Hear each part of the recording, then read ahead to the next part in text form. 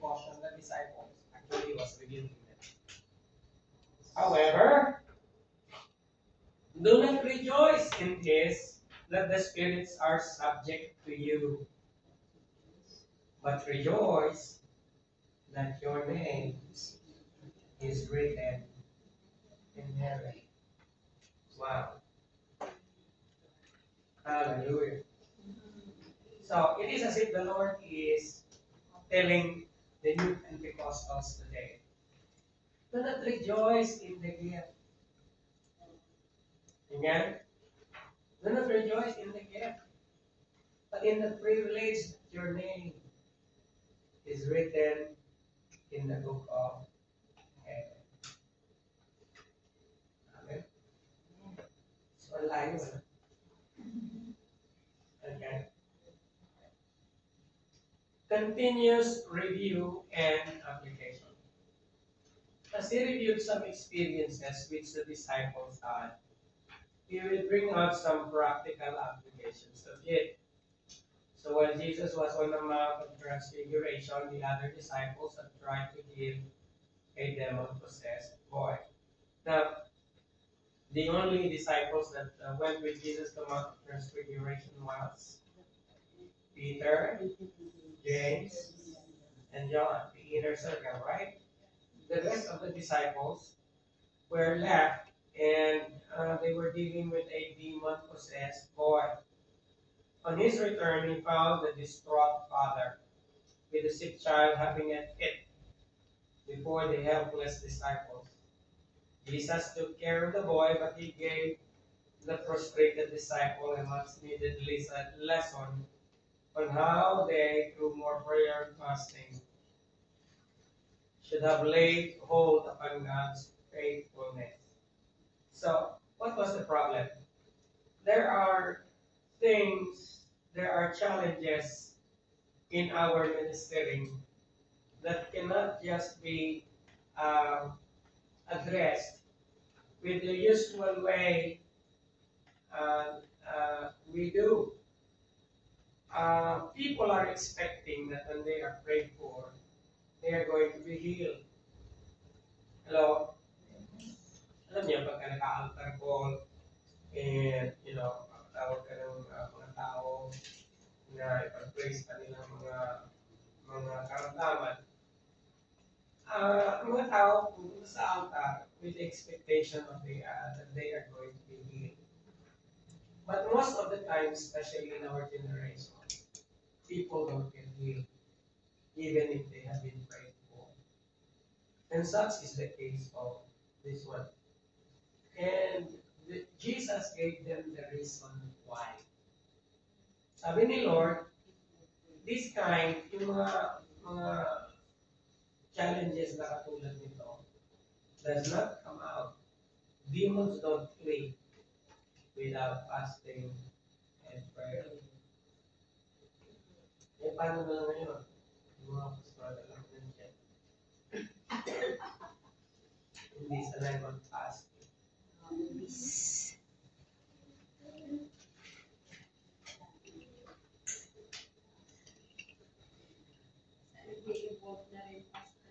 Nag-i-evolve na ba? Ang pastor lang ang nag-i-evolve. Kasi parang kami nag-i-evolve yan. Pastor, I want to share yung ano siya, nagawang doktor silang lahat. Malaki yung siya, tapos may nagsabi na naka-aim siya doon sa may oo na yung tawag na balete sa bundok kasi nasa farm. And then, pero yung mga panaginip na very bad, tapos lagi siyang natatakot. Tapos pag pumunta si pastor dito noon, ayaw niya, umalis ka. Ayaw kong makita yung pagmumukha. And then, every night, pumunta kami sa bahay na mag-service. Pero, yung si pastor dito, before pupunta doon, nagpapasting. Hindi siya kumakain. And then, andun sa kwarto niya. Okay. Yeah. And actually, it is not the fasting itself, but the fasting is the process. The power of the comes from on high.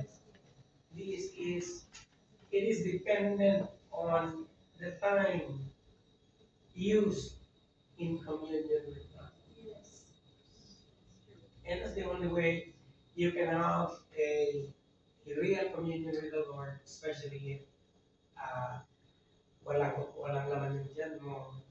Kasi sabi nila, kahit sa fasting ngayon, ano, you will search for fasting. The mind is most clear and the mind is most receptive when you are in a fasting state. So, ang mind ng isang tao is more conscious of the spirit world than any other time while it is not fasting. And so, meaning to say, sabi ni Lord, this kind doesn't go without much prayer and fasting. Sabi, itong mga kaso na katulad ng ganito, you need to fast and pray. So, pinagalo yung times of heightened consciousness. And especially if it is being used in spiritual matters. And prayer. So, the Lord equips a person who sets aside time with God. Sige nga, pakibasa nung Mark 9:17.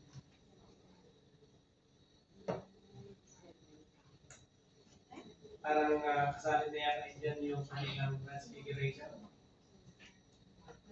Sige nga, sino ang next reader? Leon. 9:7. Mark 9:17. A man in the crowd answered, Teacher, I brought my son, who is possessed by a spirit, that was robbed him of his speech. Go ahead, continue until 29. Whenever it seizes him, it throws him to the ground. He foams at the mouth, garnishes his teeth, and becomes rigid. I asked your disciples to drive out the spirit, but they could not. You unbelieving generation, Jesus replied. How long shall I stay with you? How long shall I put up with you? Bring the boy to me.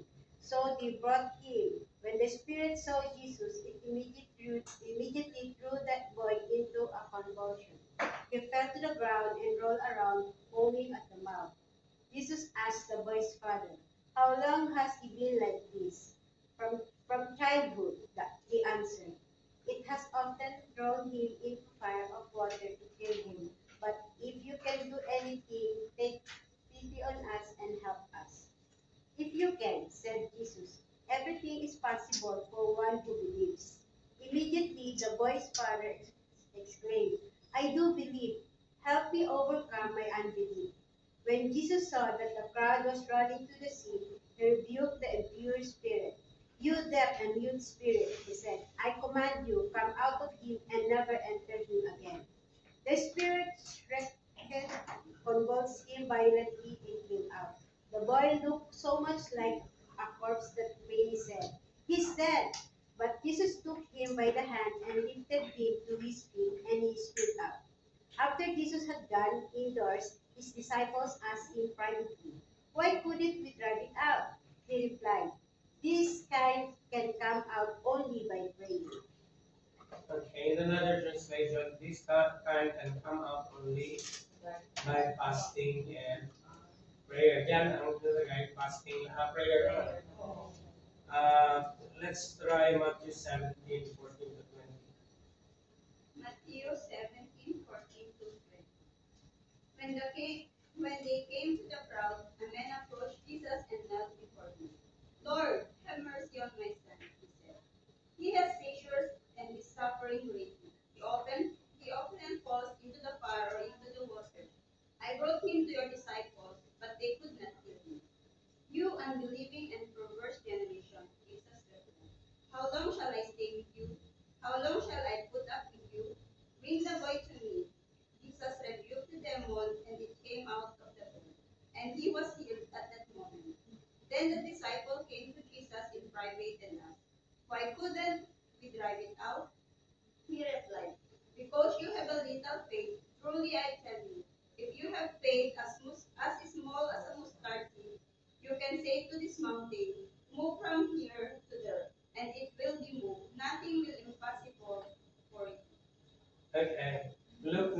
37:43. There's a little difference in every passage.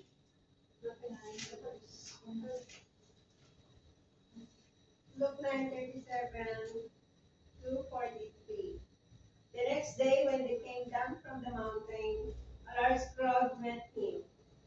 A man in the crowd called out, "Teacher, I beg you to look at my son, for he is my only child.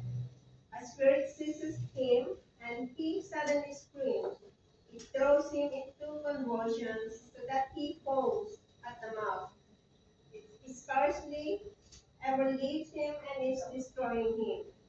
I begged your disciples to drive it out, but they could not." "You unbelieving and perverse generation," Jesus replied, "how long shall I stay with you and put up with you? Bring your son here." Even when the boy was coming, the devil threw him to the ground in a convulsion. But Jesus rebuked the impure spirit, healed the boy, and gave him back to his father. And they were all amazed at the greatness of God.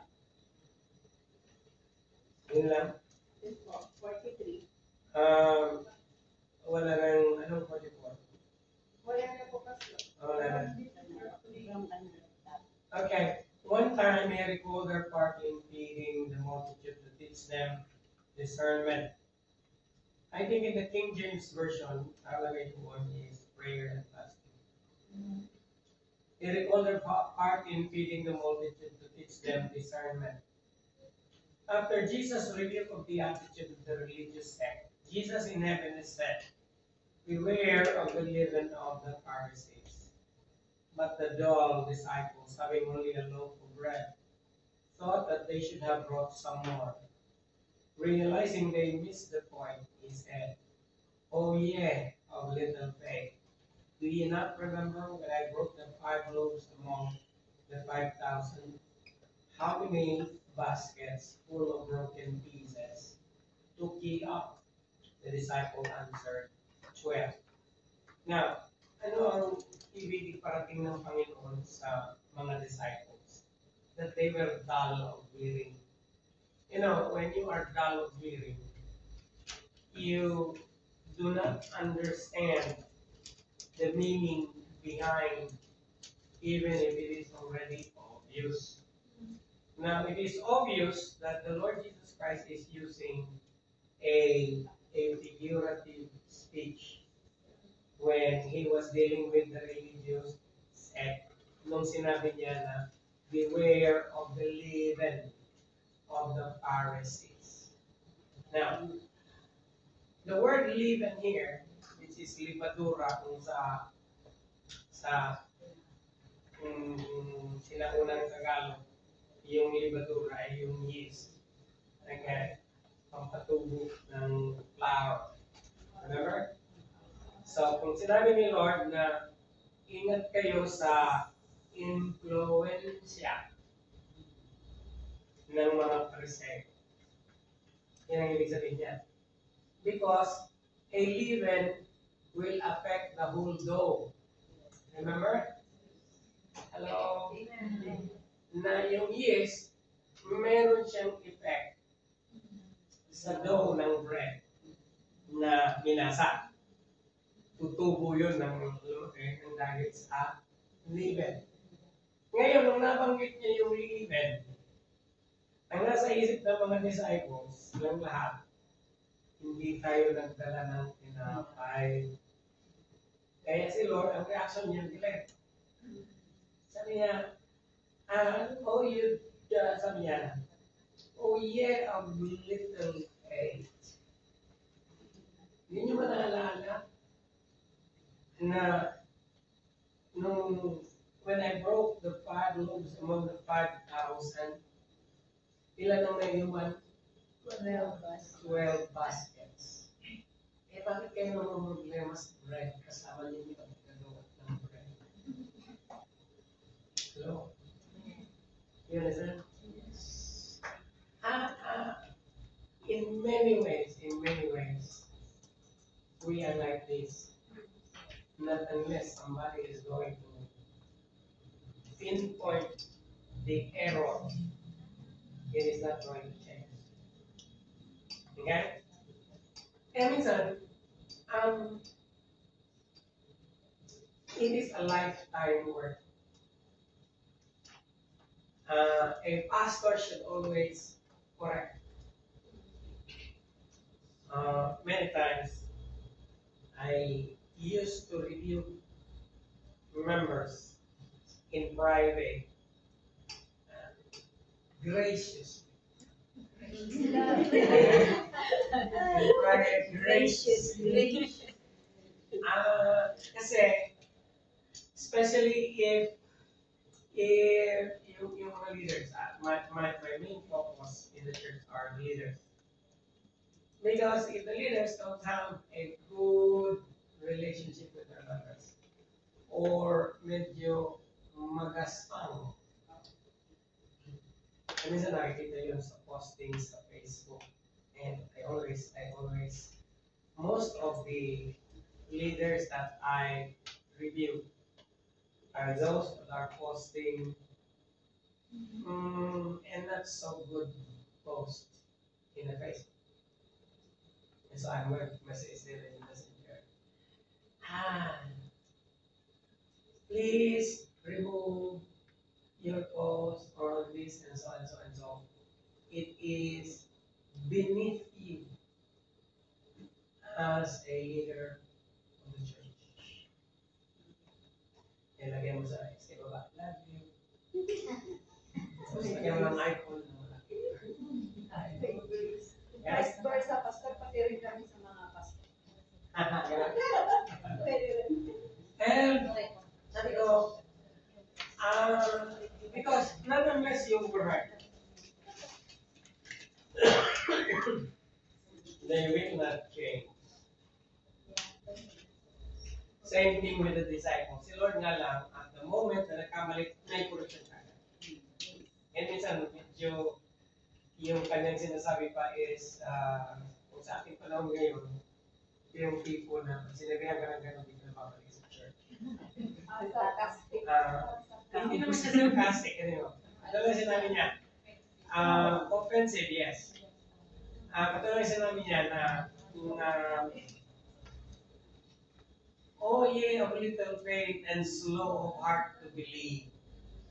Okay? Katulad na sinabi niya nung hindi nila mahili yung demon-possessed boy. Di ba? How long will I suffer with you? Anong ibig sabihin ni Lord pag sinabi niya na, hanggang kailan ako magtsatsaga sa inyo? Ang papakdol niyo. Okay? Now, not everybody can receive that. Hello? And then, ang mga disciples, one thing that you can appreciate with the disciples is they are willing to review and learn. Kasi they privately ask the Lord. Diba? Sabi niya, Lord, hindi namin napalayas yung demonyo. Okay?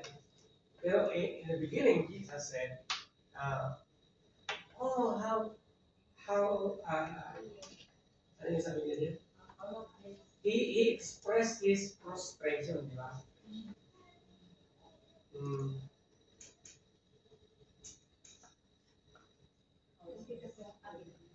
So, yung second example naman, ilang beses you will find in a lot of passages in the scriptures, especially in the Gospels, Jesus rebuking the disciples. Oh yeah, oh little. Okay. Then that brings us to lessons on patience. In their travels, they had run across some people casting out demons in Jesus' name who are not with them. And the disciples rebuked them. Okay, when they put it to the master, he said, forbid them not, for he that is not against you is with you. Okay? So, parang tayo rin, hindi ka belong sa church namin, bakit ginagawa mo yung ginagawa namin? Who authorized you to do that? Para bang tayo lang ang may karapatan na gumawa ng isang bagay. Lalo na and hindi tama pagka hindi kabilang ng ating iglesia. Di ba? But Jesus, and the reaction was to call down fire from heaven. Ang galing, na? So, Lord, okay lang ba sa iyo kung mag-pray ako na kumaalisin ang lahat ng kitlap? Iyon ang ibig sabihin niya. Di ba? The reaction was to pour fire from heaven, but Jesus rebuked them, adding, "You know not what manner of spirit you are of, for the Son of Man came not to destroy men's lives, but to save them." So, we have a lot really of things to learn. Kasi naalala niyo yung nagkaroon ng sunog sa California. Now, prior to the fire, meron daw isang celebrity na during the Oscar Awards ba yun? So, they despised God in the presence of the celebrities, and after that, there was a fire. So, sabi ng maraming righteous online, sabi ng mga righteous online, ito na ang punishment ng Diyos, gaba sa inyong tanan. Okay? Kasi you put the name of God in vain. That's the reason why this happened to you. Sana masunog kayo na. Okay? So kung nandito si Lord, you do not know what manner of spirit you have. The Son of Man did not come to destroy men's lives, but to save them. Kaya do not be hasty in making conclusions that, this happened. Nagkaroon ng tsunami sa lugar na yan kasi mga idol worshippers ng mga yan. Very wrong. Again, why? Nagkataon na yung mga idol worshippers na yun, yung bayan yun. May ilang missionary doon na nag-work. Bayan ka ba? Nakasama sila sa judgment ng Panginoon? I don't think so. Okay? Hindi lahat. Madalas hindi. Okay, madalas hindi. Na ang mga nangyayari mga natawag nilang force majeure or acts of God na tinatawag mga baha, mga typhoon, mga lindol, ay kalooban ng Diyos. Siguro pwede namin sabihin, pinapahintulutan ng Panginoon. Pero hindi niya kalooban. Na it is not God's will for the wicked to die. Okay? But that all men will come to repentance. Kaya lagi lahat pag kami nagtatanong sa akin, so anong reaction natin sa mga nangyayari? Well, sabi ko, we are called to pray. Right? Now, you remember Sodom and Gomorrah? Yes. Now, Sodom and Gomorrah are very evil. In fact, nung sinalage ni Abraham yung tatlong anghel, kung may matagpuan silang 10. Sabi ng anghel, di namin susunugin ang Sodom and Gomorrah kung may 10. Ilan lang sila? 3. Diba? Hallelujah. Silot lang at saka yung kanyang 3 anak. Yung asawa niya ika-4, lumingon pa yun. Naging kasi, di ba? Now, if you read the account, was there ever a time that Abraham was rejoicing because Sodom and Gomorrah fell? Paano nga itong mga righteous online vloggers na nagsasabi, kasi yung mga San Francisco is Sodom and Gomorrah of our generation. Okay? Kaya, hinay lang. Hindi tama ang theology mo. Okay?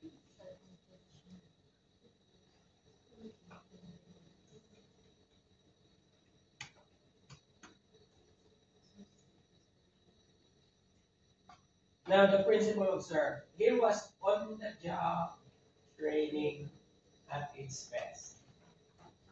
So, alam niyo yung on-the-job training?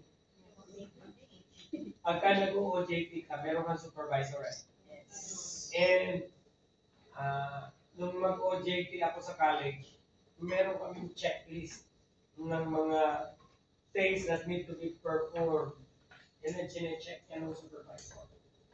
And then merong remarks. Alam mo ba, ang kinatatakutan namin lagi yung remarks. Okay? Kasi doon sa remarks, doon sasabihin yung attitude, and nakabasa mo naman siya ng iyong ano, and all that. Pagka marami kang ganong remarks, hindi ka papasa. At tagalalo yung objective. Right? So the important thing about this supervision work was that Jesus kept the disciples going on towards the goal he had set for them. He did not expect more than they could do, but he did expect their best. And this he expected always to be improved as they grew in knowledge and grace. His plan of teaching by example, assignment, and constant checkup was given to bring out the best that was in them. And so, the principle applied today. Do you think supervision is necessary today? Yes. But are we doing it?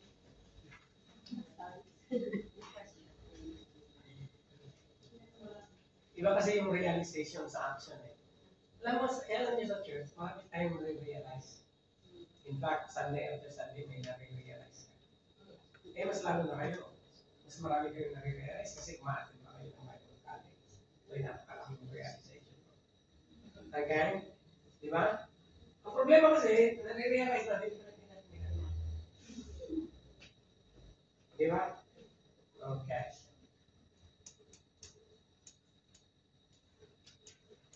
Innumerable things would happen to frustrate the work unless these matters are dealt with realistically by competent and understanding people.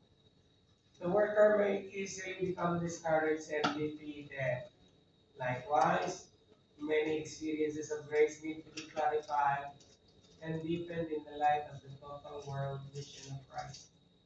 It is crucial that those in the work of evangelism have personal supervision and guidance until such time they are matured enough to carry on love. Keep the vision clear. The goal is world conquest. Hallelujah. Again, conquest na lang eh. Yung world conquest. No lesser concern must capture our strategy. Many times, one has been brought to the place of service only to be discharged with no further training or inspiration. So it's not only about training, but inspiration. I was so happy the last week I was in Digos. Our former member here, Sister Joy Bailado, visited us in the house. And we had a long talk. And you know, Sister Joy is a graduate of BBC. And before she left, after 15 years of work in Hong Kong, she's a product of our airport ministry. And she's a graduate of BBC. And before she left, she was already a preacher. We gave her the privilege of preaching, become a member of the preaching team. Kasi binigyan ko siya ng magandang recommendation para sa pastor nila sa church niya na pinupuntahan ngayon. And I was glad to hear that the Sunday before she came, she was already given an opportunity to preach in the pulpit. And they are already doing a lot of of church outreach, and they are about to establish a church in one of the barangays. And most probably she will be the next pastor of that. Wow. So, she came not only because she wanted to visit us, but to ask me some questions about ministry and how to go forward. So, it is always good to have follow-up in the prayers. In fact, there are many already pastors in the Philippines that is um, there were two pastors that visited me uh, while I was there last month of July, and one was asking me how to prepare a an honest to goodness sermon and all that. The other one was just there for inspiration. And that is what I wish to do in my retirement years, to become a mentor. And that is this one that we are studying right now.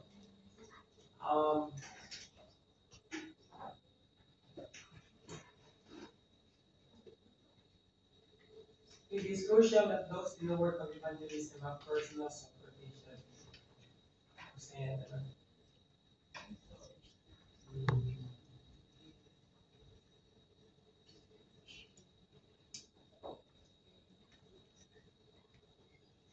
the result is that his activity becomes localized. There is no growth, the potential ability is not developed, and before long, a promising leader is spoiled for want of supervision. We fail not because we do not try to do something, but because we let our little efforts become an excuse for not doing more. There is so much to be done. That's why me and some pastors do not believe in total retirement.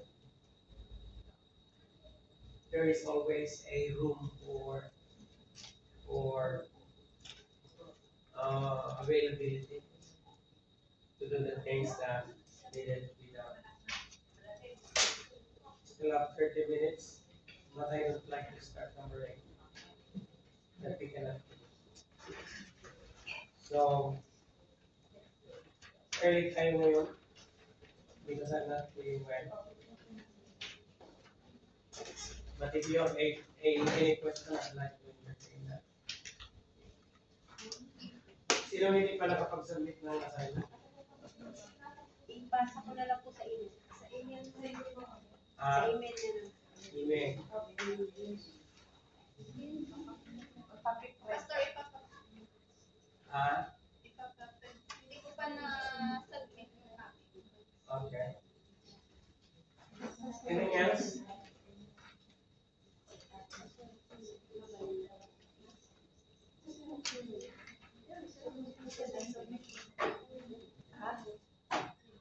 Okay. See you next Sunday. By the way, hindi ko lang sa inyo ang nakapagbigay ng second month of your tuition. Please do so. And thank you.